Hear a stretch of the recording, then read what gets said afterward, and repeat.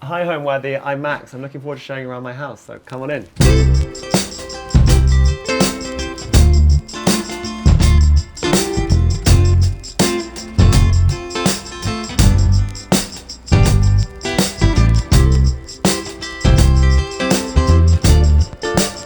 You're watching Homeworthy, where we believe every home has a story.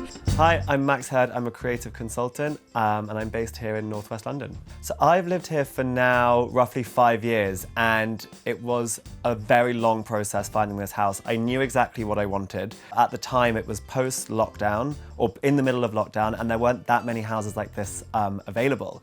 And I had a very specific criteria for what I wanted, namely I needed enough wall space for the enormous Brazilian painting that I currently have in the wall. That painting has been in my family for, God, like 25 years, and it originally hung in the house I grew up in São Paulo, Brazil. And it had been living in storage for way too many years, and I'd always been obsessed with it, and my mum said she would give it to me if I found a house with enough wall space.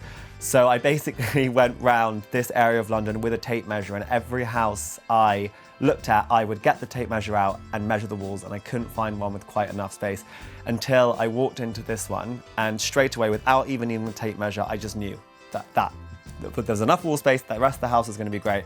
And my sister, who was with me at the time, said, okay, well, we probably should see the rest of the house before you put an offer in. And I said, absolutely don't need to. I know it's going to be great. It's got all I possibly need. And that's how I ended up here. So when I walked into this house, it had been the loving home of a family of 4.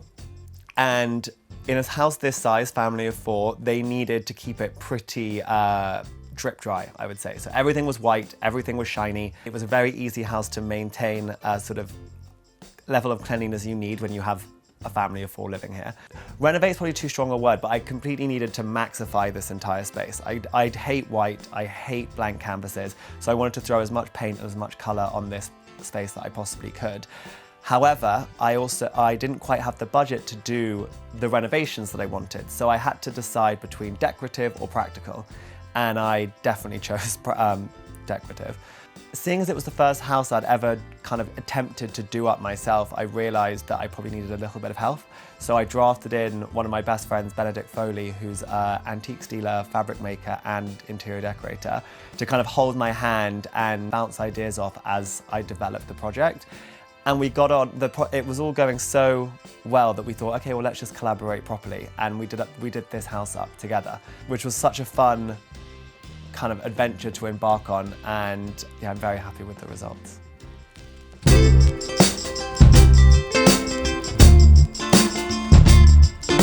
So here we are in what I rather grandly call my library. The only reason I call it that really is because this is where most of my books are contained.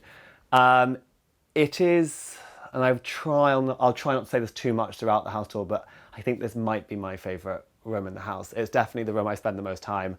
And I love just throwing myself down on the sofa, pick out a book from the shelf, light a few candles, listen to some music, and just have a very kind of relaxing, wholesome time.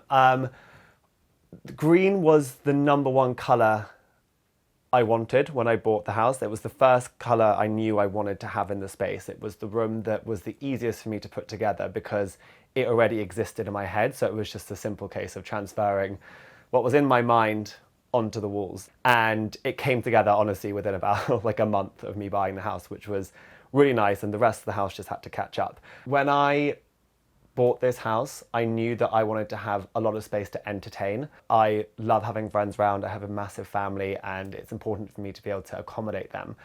Which is why throughout the space you'll see various little seating areas. I've got the chair here. Often everything is movable, and I can slot in more seating area as and where I need it. But I knew that I needed to dominate the space with as much seating as possible. However, that can look visually very clunky. So when designing this room, Benedict and I thought long and hard about what should be the principal seating area. And we settled on this amazing green velvet sofa, which actually I had customized for the space, which they very kindly let me do. And it fits exactly into the corners of this room. And the reason why I chose to do it in a color that matched the walls was that it would blend in quite seamlessly and not dominate the eye visually when you walk in, and I kind of allowed the cushions and fun bits of fabric to do the talking there. Also in this room, which I absolutely love, are these two little, they would have originally been footstools, but I'm using them as a little coffee table. They were in my grandmother's attic for longer than she or I would care to admit. And they were covered in a really horrible silk, like a kind of silk brocade, and it was really ghastly and had kind of faded in horrible areas. And I originally bought this fabric here to cover them up in, which would look amazing. But as I ripped the silk brocade off, I found this amazing Victoria needlepoint underneath. And they'd been covered and protected by the horrible silk brocade. And I just loved it so much, I thought they should stay the way they are.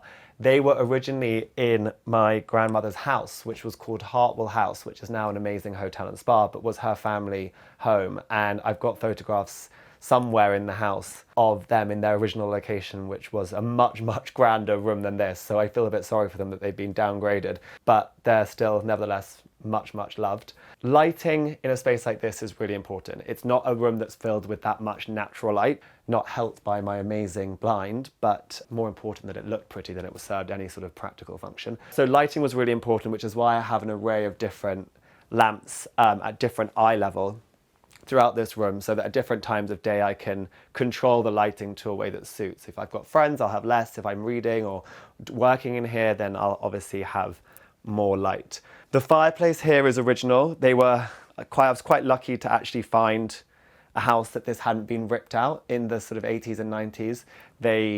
People tended to rip out Victorian fireplaces like this, and you can find them on eBay for like 60 quid. But I'm so glad that the owners of this house didn't decide to do that, because I love the original tiling, and I think it's very, very, very pretty. And on the mantle, I have my sort of array of nonsense, which I've collected over the years, presided over by this incredible mirror, which was my 30th birthday present from my mother, which I absolutely love, and is often the thing that I say, if the house is on fire, it would be between this and the painting in the hallway that I would save first, after the cats and potentially the partner, depending on how well we're getting on at the time. I also love these brackets up here, which were designed by Benedict Foley, who helped me with the house. He spent years curating the perfect bracket, and I think he achieved that with these two, which we painted out to match the wall and adorned with little Staffordshire dogs, which I think every home should have. I love this space. It's incredibly calming despite being incredibly busy, and yeah, it brings me a lot of joy. When it came to designing this space, I knew that I wanted it to have a very kind of like snug, traditional library-like feel to it. And this room originally had a door coming in, which I just felt like having too many entrances would ruin that kind of cozy, snug-like feel that I wanted. But rather than seal it up, I just thought I'd make a feature out of it, and add some decorative paintings using what was left in the house. So this bottom one was a leftover frame from another project that didn't quite work out, and using the scraps from the blind, we created this kind of pin board style print holder, and the additional bow that runs up behind my Christmas present this year from my boyfriend Edo, which is this antique pair of kittens playing with what looks like pills, but I'm assured isn't. And I just love the playfulness of it, and I love the contrast between the kind of bow and the imagery, and I just think it really makes this whole part of the room feel very put together and considered, when it could have just easily become a relegated corner of the room where nothing was actually done. I worked in fashion before working in sort of more interiors, which is what I do now. Coming from a fashion background, I had a very strong sense of like temporary visual identity, so I knew exactly how to set something up for a shoot. I knew exactly how to create a world that only existed in a moment. I knew that in order to make this house work, I needed to take that knowledge and make it more concrete, because unlike fashion, interior design definitely should not follow trends and shouldn't be something that every season you feel the need to update. That's not how I personally think interiors should work. They are supposed to last a very, very, very long time. So I had to kind of take what I knew from fashion and blend it with what I was learning from interiors, and that's kind of how I approached this space, was this idea that everything I put in, I would have to like not just next week, not just next month, but 10 years from now, maybe even 20 years from now. I wanted a sense of permanence, which is why, although when looking at this house, it can seem quite crazy and colourful and somewhat mad, actually the thought process behind a lot of the fabrics and a lot of the colours and a lot of the pieces of furniture are rooted in very traditional interior design techniques. So whilst they might seem mad, your eye naturally recognises them from historic projects you might have seen before. So that's how I kind of wanted to blend the fun, sort of fantastical elements of my personality with kind of more traditional interior design. So now after this room, I'll take you through into the drawing room.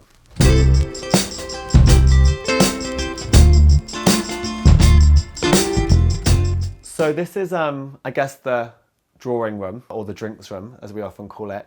These terraced houses in London always have this slightly awkward through room. And no one really knows what to do with them. The people who lived here before actually had a standing desk in an aquarium above here, which was a very, very random use of space. But I knew that I wanted to maximize this house to the best of my ability and make use of every single inch that I possibly could. And I knew that if I didn't put enough thought into this space, it would just become that abandoned walkway where things get dumped and no one actually uses. So I turned it into what every young man should have, a sort of amazing drinks room dominated by this 18th century table, which was one of the first things I bought for the house, which was very stupid and very dangerous, as I had it delivered whilst they were still painting. And I walked in once and the whole tabletop was covered in Farrow & Ball paint, and I thought, oh my God, probably not my smartest idea in the world, but it survived and it thrived, and here it is in all its gorgeousness, topped with all of my favorite drinks.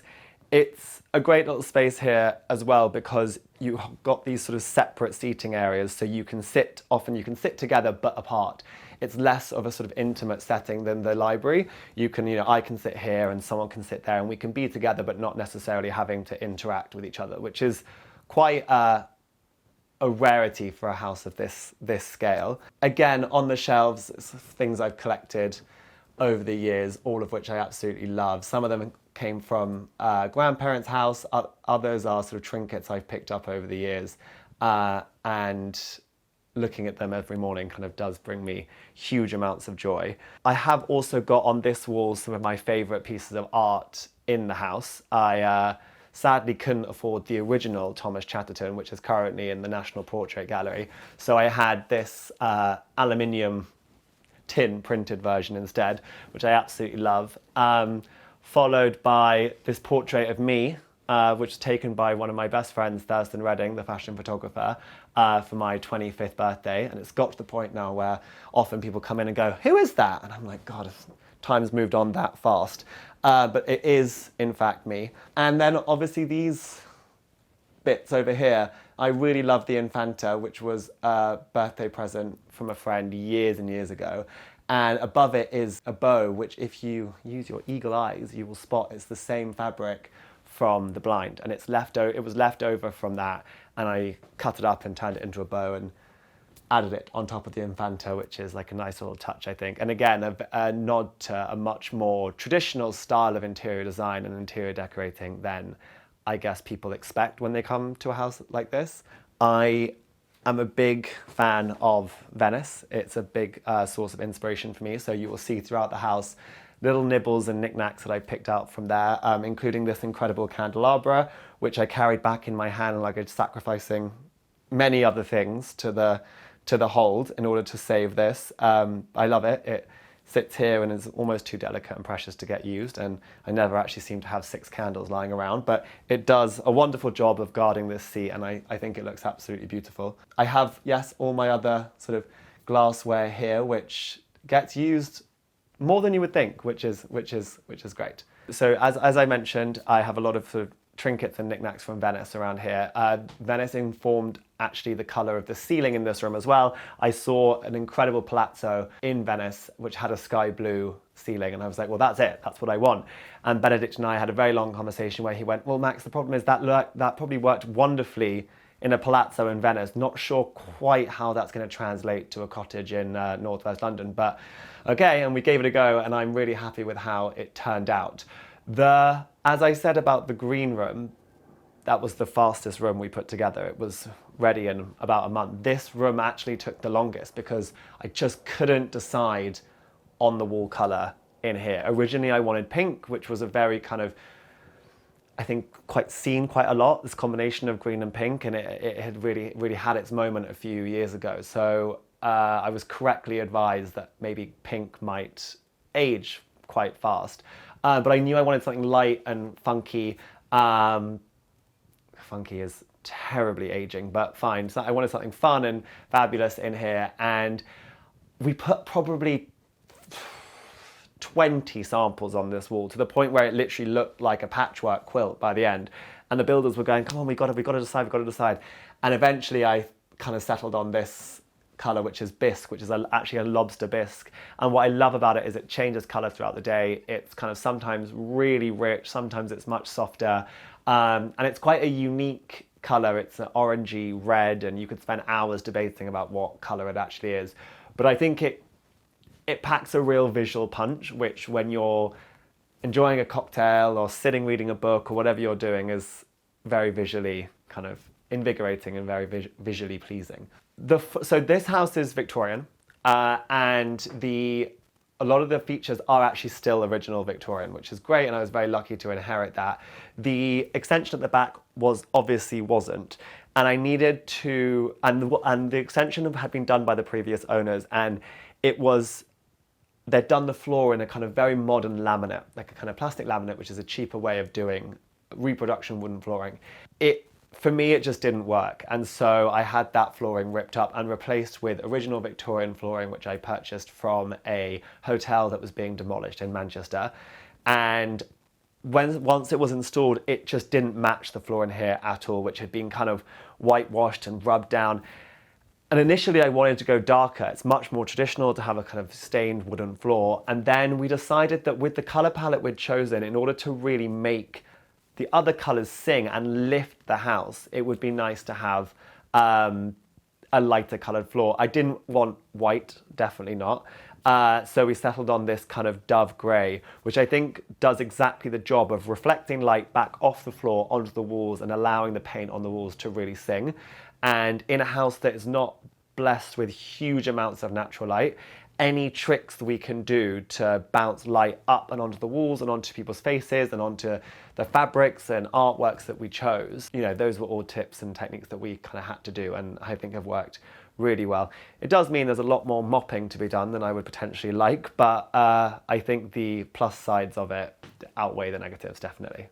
I started as a fashion blogger way back in honestly, 1745. It was so long ago. I left university, I started a fashion blog with my best friend at the time. It was kind of that dawn of the blogger and dawn of the influencer, and no one had really ever seen anything quite like it. And we had absolutely no idea what we were doing, but we had so much fun doing it.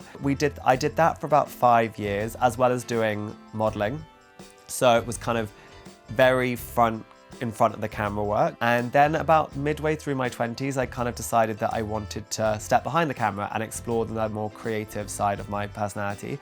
So I did art direction and fashion styling, and I was head of art direction for a menswear brand based here in London called Basic Rights, which was great fun, and I really got to create worlds for my customer, which I really enjoyed doing. I then did sort of freelance art direction and styling work for other brands based predominantly here in London, whilst also building up my own social media following and creating content for them, which now that gets called content creation. At the time it was just called straight up influencing, and I kind of balanced those two together. And then COVID came, and obviously the world stopped, and in that stopping I kind of looked around and thought, I've been doing fashion for the best part, over 10 years. I wanted to explore something else, and this house was the perfect opportunity for me to explore interior design and the elements of that I really enjoyed. And I really enjoyed the styling aspect of taking a space and kind of tarting it up, adding things, subtracting things, making it look great. And it was a very natural segue from sort of fashion shoots to interior shoots. And then naturally with that, my kind of social media shifted away from fashion into interiors, and now here we are.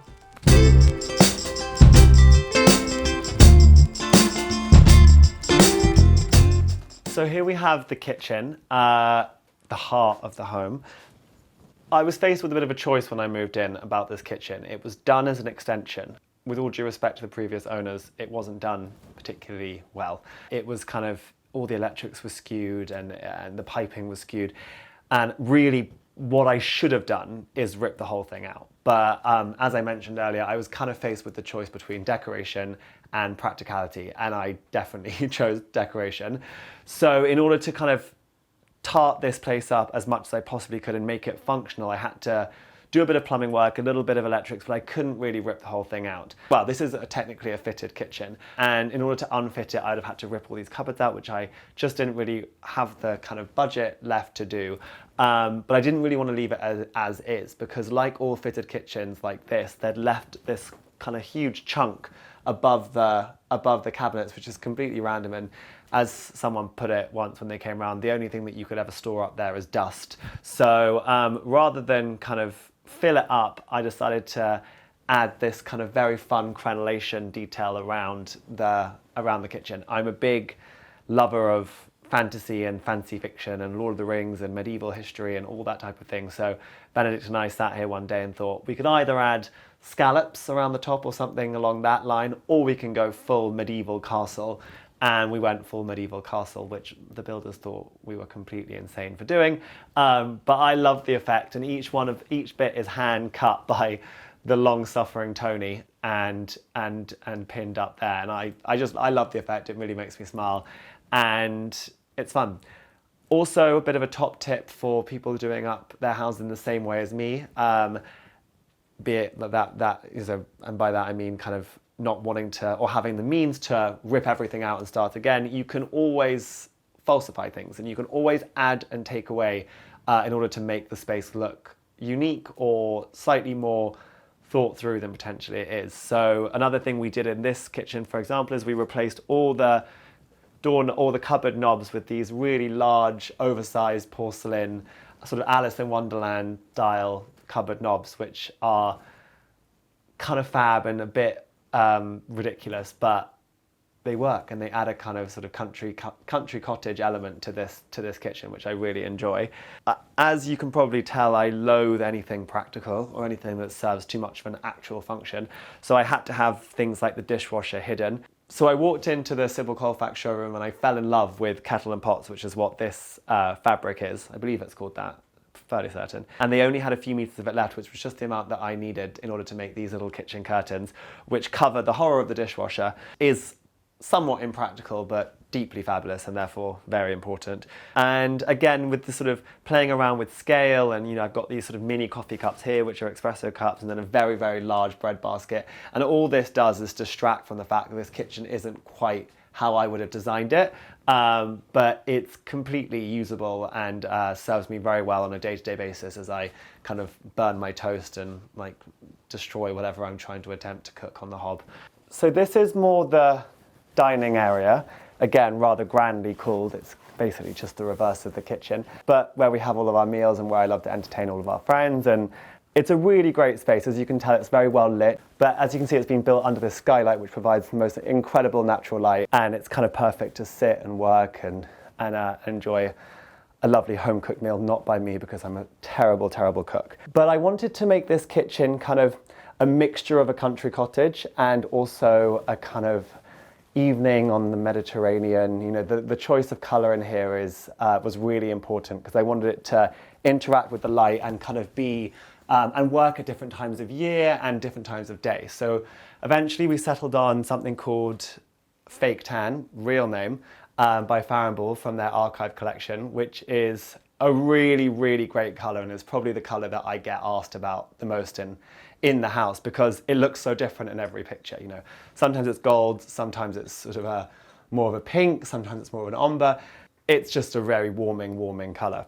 So that's the colour choice in here. I also added these very simple MDF panels to the wall to create a kind of sense of warmth and again, add to that kind of country cottage feeling. It was a really, really cheap and efficient way of just making the space feel a bit cozier. It's kind of, the technical term is tongue and groove, but it's actually just cheap MDF that we whacked up there, and it's literally held together with, I think, glue and Pritt stick. But it's kind of fab, and it does the job, and I think it creates a very nice atmosphere in this room. Like everything in this house, I kind of played around with scale. You know, why have one tiny, very sort of perfectly arranged something when you can have an enormous bush like here? I think that kind of is a fun way of keeping it visually interesting in the space by playing with scale and keeping people guessing. The artwork in here is very sentimental to me as well. It's stuff that I've collected throughout the years, and some of it's actually done by friends. So it's really important, and it's, you know, I come down in the morning, I make my coffee in the kitchen, I look across at my artwork, and I feel very very kind of lucky to live in this space, and I really enjoy everything about this room. As I mentioned earlier, it was always incredibly important to me that I had a space that I could entertain as often as I kind of wanted. And I knew I needed, when it came to a dining room table, I knew I needed one that served that purpose. But I didn't want anything too kind of heavy and old school. I think it would, I kind of felt at the time that it would distract from a lot of the more playful elements of the house. And so I settled on this table, which I found on Etsy, which has got all the farmhouse character of a traditional table, but with that slightly tapered legs, which just makes the whole thing feel a bit lighter and doesn't dominate the space as much visually as a sort of traditional stonking great farmhouse table would. Around the table, I've got these amazing little garden chairs, which are really fun. They're meant to be outside, but I thought they were far too pretty to live and rust outside, so they sit around the table. I will admit that by sort of hour 4 of a very long lunch, they become a little bit uncomfortable, but they're so pretty, so who cares, they stay. Above the table, I have these lights. They were an addition, I got them from somewhere called The Workshop Below, which is a family-run shop up north, and they are wired to hang they're wired to hang so that they can be dropped and heightened whenever I want. So if I want a sort of intimate, moody setting, I can lower them. And when I want a slightly lighter, brighter meal, I can lift them up. So they're actually quite practical, which is not words I often use when it comes to describing this house. Over here, we have this kind of cork board, which is quite a funny story. Originally, this was a spice rack, and they had sort of hundreds of little shelves going down here, which were full of spices, but I'm such a klutz and I'm constantly waving my hands around and walking around, and I knew that if I used it for what it was meant for, I would end up with a floor full of paprika every 5 minutes. So we took all that out and added these cork boards behind, which is now a very nice way of just pinning up letters and photos that I get sent and little trinkets. And as you can see, I've got sort of Polaroids and notes from friends, and it's just a very nice place to store mementos. And as I'm sitting and having my breakfast in the morning, I can look at this collection of lovely things that I've managed to pull together over the years.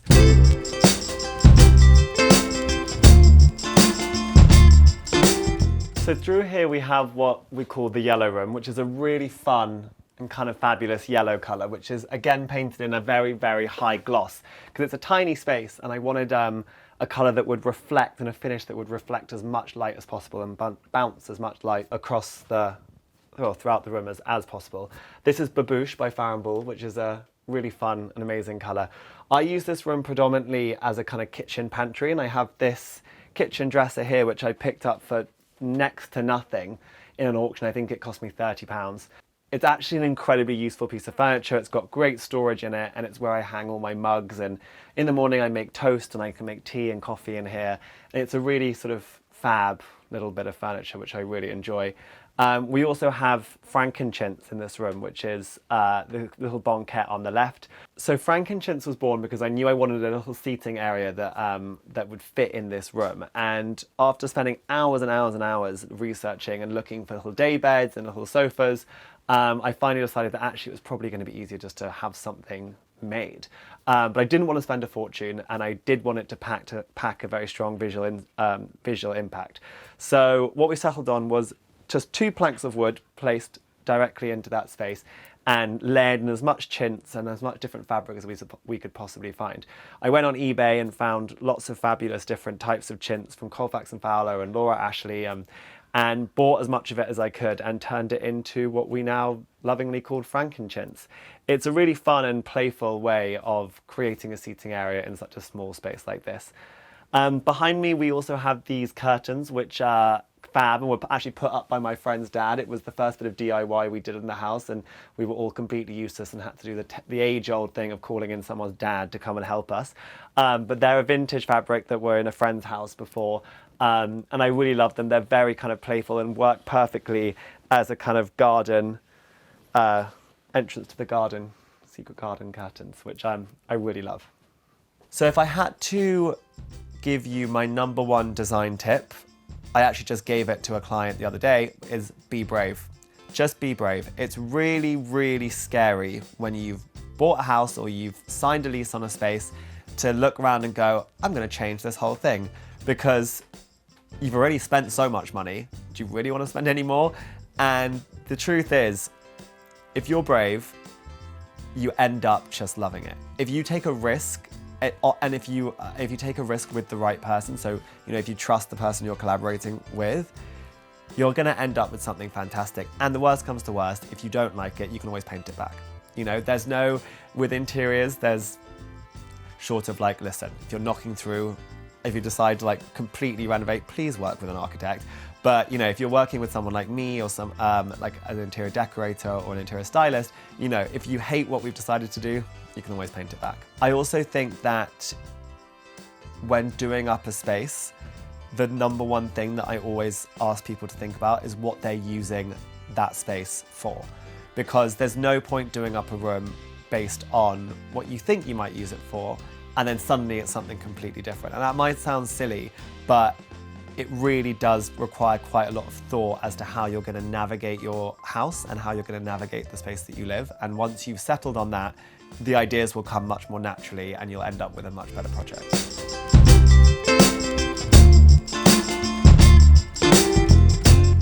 Here we are in the hallway of the house, which is quite an enclosed, tight space, but is one of the most important parts of the house because it's the reason why I bought it. I needed somewhere for this painting that I have here on my left, which is been in my family for over 25 years. It was in our house in Brazil, which is where I grew up, and it sat in storage in the UK for way too long. And my mum said that if I found somewhere to hang this painting, she would give it to me. So I went house hunting, predominantly as a gallery space for this. It was painted for Ayrton Senna, the racing car driver, but it was sadly too big for the house that he had in mind for it. So my parents managed to snap it up at an absolute steal, and it brings me so much joy. And as you can imagine, coming in from grey, rainy London and being greeted by the Brazilian tropics is a pretty nice thing to come home to. And it's very, very special. And the colours in this definitely informed my love of colour and my interest in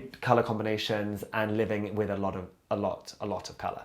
So it's a very important piece to me, and it lives in constant danger from being bashed into, but we can't get too precious about it.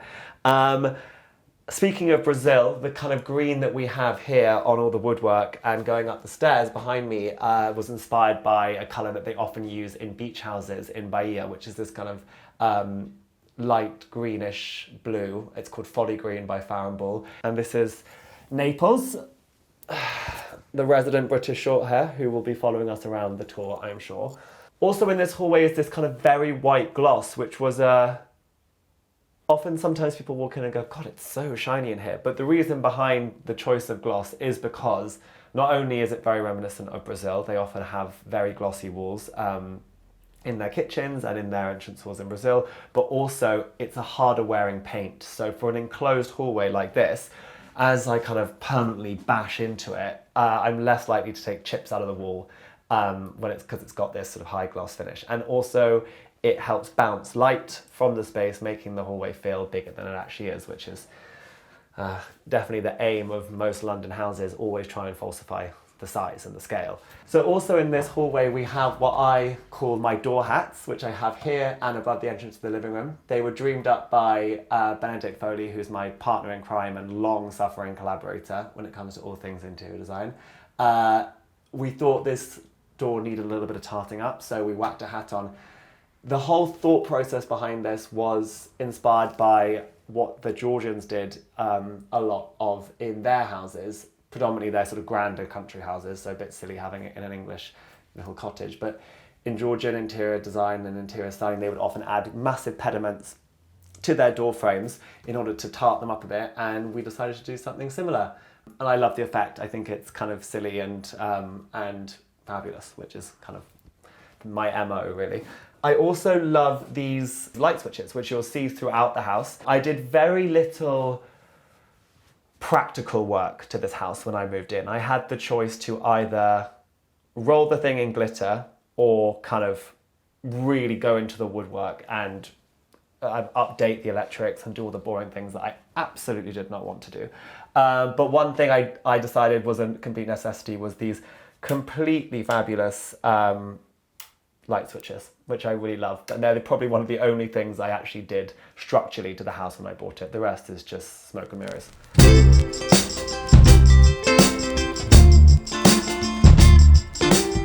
So originally when I moved into this house, I was always going to be moving in with a friend, and I knew that I was far too young to possibly live alone, so I wanted to have friends living with me for as long as possible.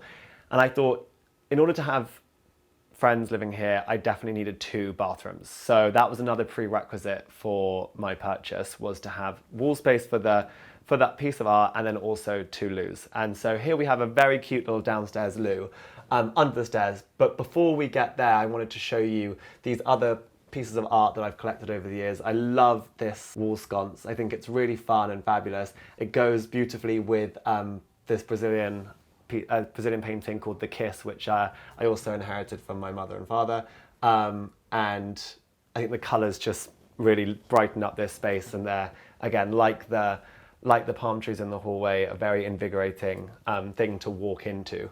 So yeah, this is the little downstairs loo, and on it I have a Beata Human door handle, which I love. It's a ribbon design, and I think it's really fab and very elegant and chic, and it's kind of the perfect little door handle for this downstairs loo. Painting of me and my siblings as a child in front of the now very much mentioned painting. I'll let you guess which one's me, but yeah, it's very cute in here.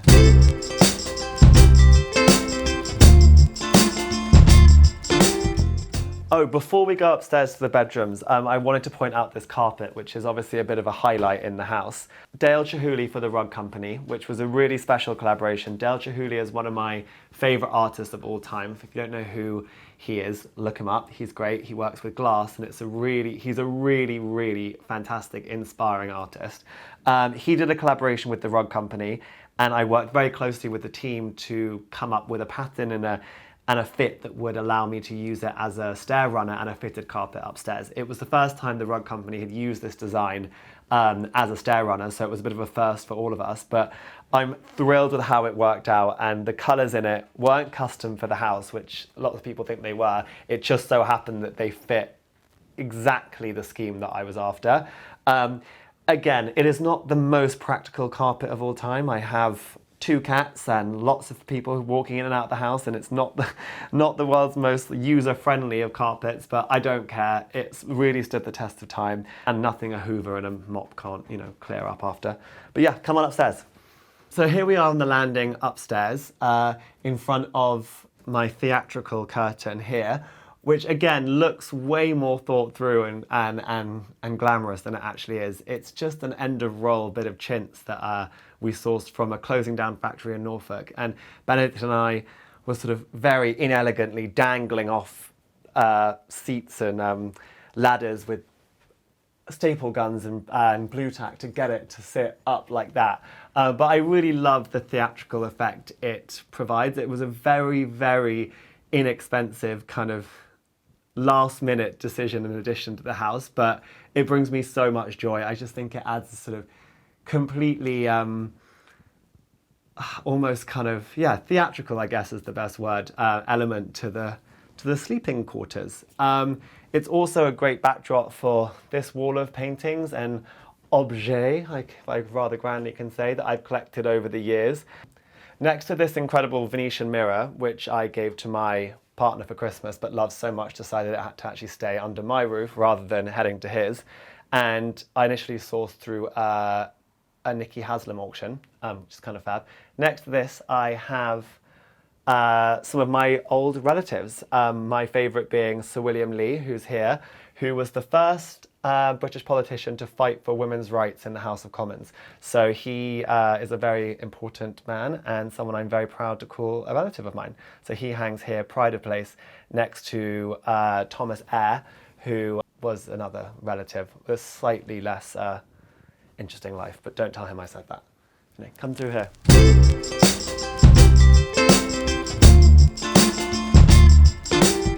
So this is my bedroom, which again is a kind of riot of colour and texture and fabric, but again underpinned by very traditional interior design techniques. You know, there's got the bed canopy, the headboard, the cover, the rug. It's all very, very traditional, old school ways of decorating.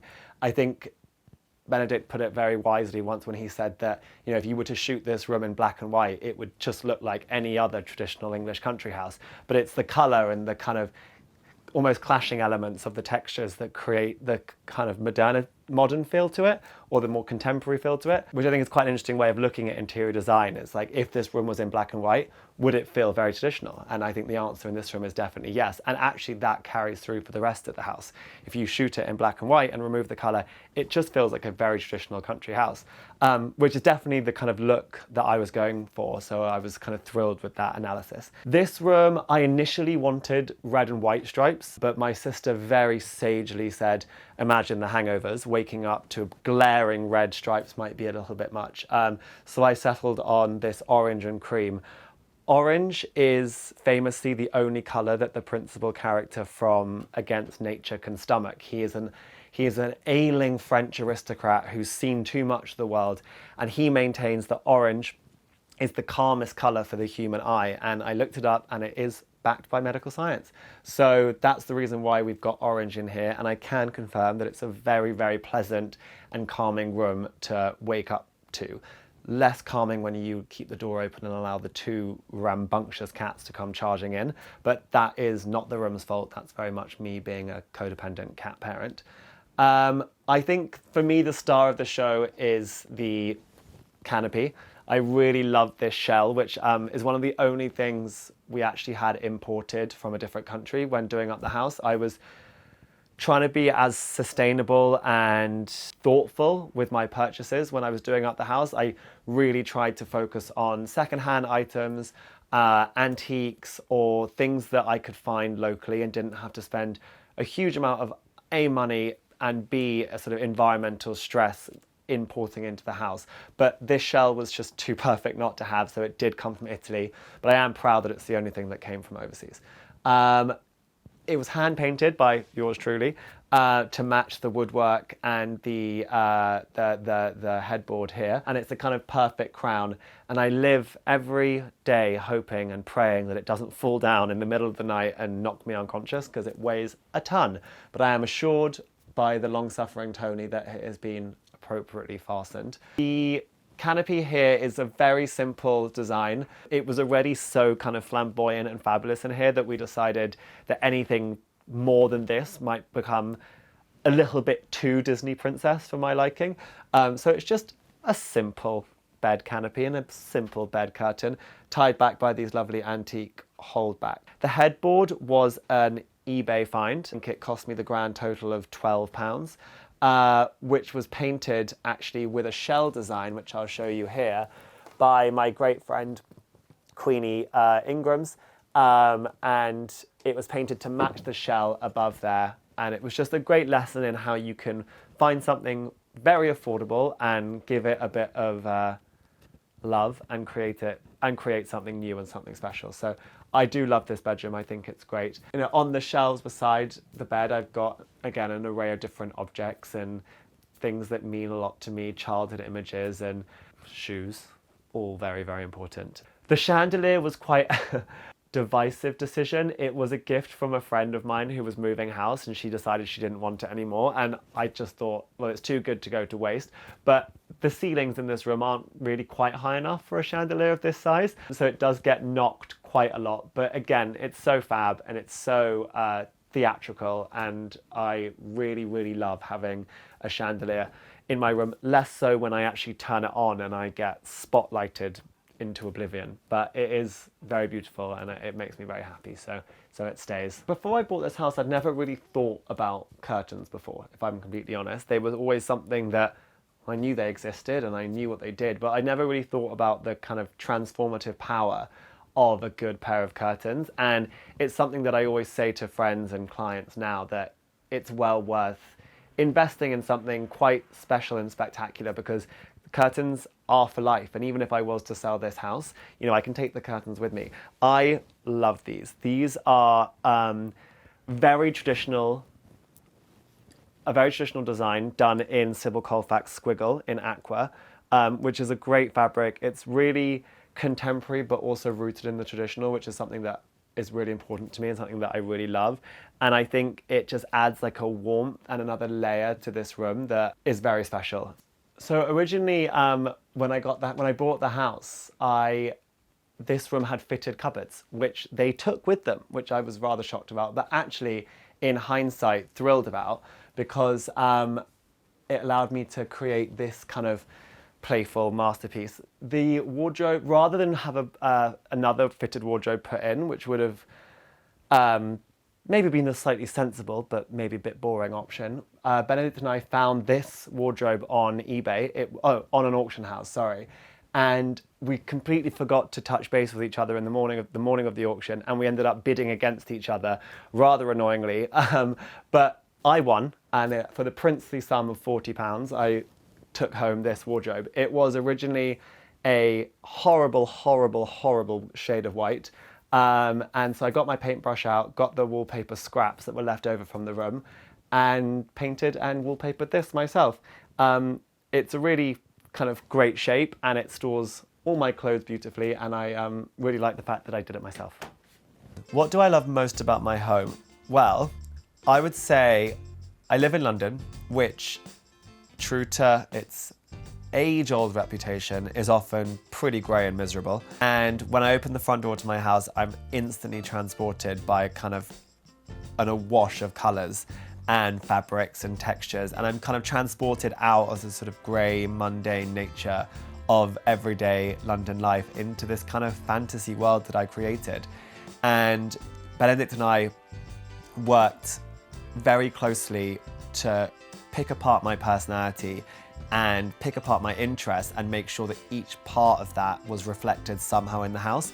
So there's elements of my childhood in Brazil, there's elements of my summers that I always spend in France, there's references to all my favourite books and films throughout the house, my favourite eras of history, all my books and sort of things I've collected throughout the years are all very carefully and prominently displayed throughout the house. So when I come home, I feel like I'm coming home to myself, which is a very comforting feeling and something that I think everyone should aspire to within their spaces. And if you can come back to a space that screams you back at you, you're naturally going to feel like you're in a safe space and somewhere that you want to relax and enjoy yourself and kind of take the weight of the world off your shoulders.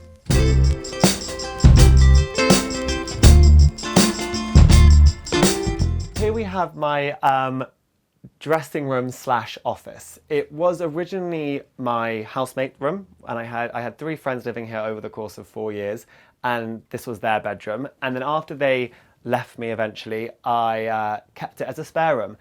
And I realised very quickly that a spare room in a house like this was a complete waste of space. I probably had 2 guests in a whole year, and increasingly I would just dump things in here, bits of furniture that I didn't know where to put, bags of clothes, dirty laundry, dry cleaning. Like, it would all just end up, suitcases, some unpacked, some packed, all end up kind of left here for days and weeks, months on end. And I just realised that it was such a waste of space and I could do something kind of special in here. I work from home, so it was important to me that the room served as somewhere that I could work. And also, you know, with my partner spending more time here, I have 2 cats, I kind of needed a space that I could retreat to and shut the door and kind of focus on myself. We also needed somewhere that I could store our rapidly expanding wardrobe.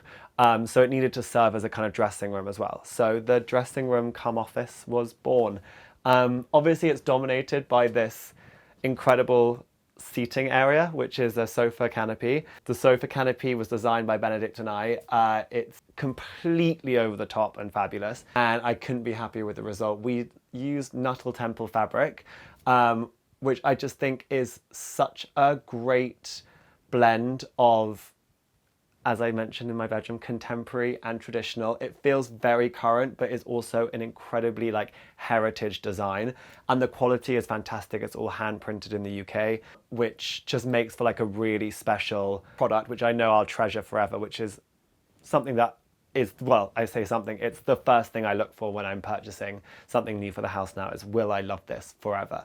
And I know that I certainly will with this. The sofa underneath, a bit like the sofa downstairs, I knew that I wanted the seating area not to completely dominate the space. So I worked really closely with Abby and Katie from Bora and White, which is a New Hampshire, well, not New Hampshire, it's just Hampshire, Hampshire-based design duo who are amazing and wonderful, and they make something as often stressful as buying a sofa seem very, very easy, and they make the whole process seamless. So I worked with them and I custom designed this with them to fit this space, and it's got a little additional futon here which can attach to the end of the sofa and turns it into a single bed. So if I do have a guest, wanted or unwanted, stay the night, they can always sleep in here, which is very helpful. I love the circular cushions as well. It's not something you see too often anymore. And I think they just add another like very fun, playful element to the room. I played with the idea of having some fitted wardrobes installed here, but I realized very quickly that actually I could have the same effect by just painting out the alcoves and adding rails. So that's what I did. It was a much more cost and time effective way of achieving the result that I wanted. Hand painted chest of drawers by yours truly again, using leftover paint from my bedroom. And I just think that the gloss element of it again bounces light around the room and makes it really fun. When it came to my seating area, I knew that I needed something that carried a bit of weight, because this fabulous thing behind me is incredibly flamboyant, as is the Venetian mirror, which was a gift from a friend. Incredibly generous gift from a friend, I should add. And it's beautiful and perfect, and I love it so much. But again, it's very light and fluffy and airy like the bed canopy. So I needed something to add a bit of weight to the room, which is why I settled on this Georgian writing bureau. It's quite unique, this, in the way that it doesn't have the sloped front, which a lot of them do, because this would have originally had a whole nother section going on top. So they're quite hard to find.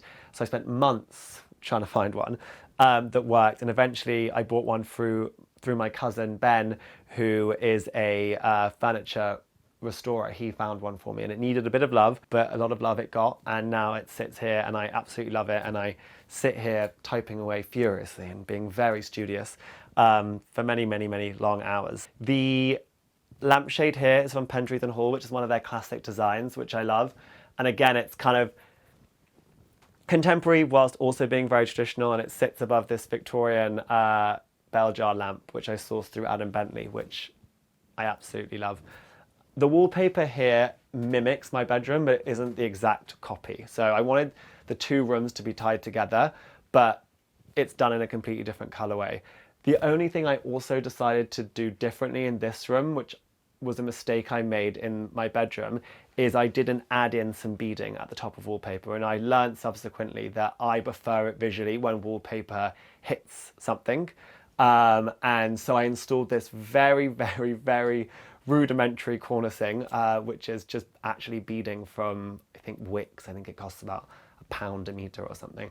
But it's glued up on the ceiling, and I think it just adds a bit of visual interest. So eventually I probably will do the same thing in my bedroom. I just got to find the time. Another thing that I particularly love about this bedroom is my papier-mâché Victorian chair, which is gorgeous, and it has its little Nuttall Temple seat cushion here. I won this at auction the other day. It's purely impractical because you shouldn't really sit on it, but I think that papier-mâché Victorian design is so stunning, so I just simply had to have it.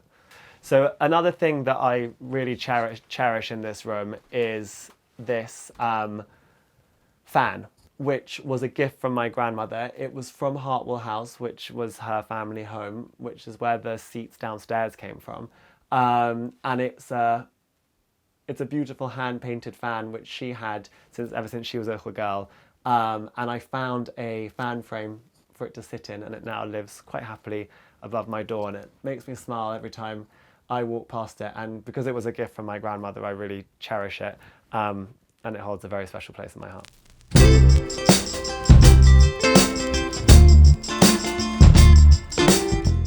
This is the bathroom. Again, it's one of those rooms that eventually I probably will make some more dramatic changes to this room, but at the time, I just decided it was perfectly usable as is, and I decided to just tart things up rather than rip it out and start again. I settled on a kind of vibe than the rest of the house because I like this idea of quite a cozy, intimate bathroom space. Lots of the things in here have been pillaged from previous houses, or this hung in my brother's room, childhood bedroom, for example. So it was a real case of what I had left went up in the bathroom. I wanted to do something quite dramatic around the window, not only because I wanted to, but also it hides some of my neighbours and provides a bit of more privacy. So this is a very kind of trad design pelmet, but carved out of MDF by my cousin's husband. And then draped on the side is actually not real curtains. They are just lovely bits of fabric I've pinned up in the window frame to kind of create the illusion of curtains. But I would never draw them, so I didn't really need to have them made. But they provide the kind of softening of the window frame that a curtain traditionally would. Behind me I have some decorative plates, which I wouldn't zoom in too closely if I were you, because suddenly it might become a bit PG-18. And then a metal print of Caravaggio's Narcissus, which I thought was quite relevant for a bathroom. And again, shame that the real one was slightly out of my budget.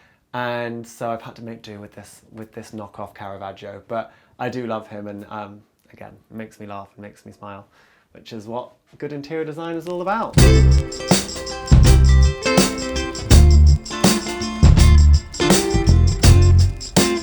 Home to me is somewhere where you can be unabashedly yourself, where you can come home, take your shoes off, draw yourself down on a sofa, and completely sink into your own self, and be surrounded by things that you love, things that you cherish, and feel safe and comfortable and protected from the big bad outside world. Okay, Homeworthy, thank you so much for taking the time to come and visit me and the cats in our London home, but unfortunately it's time for you to go now. Bye!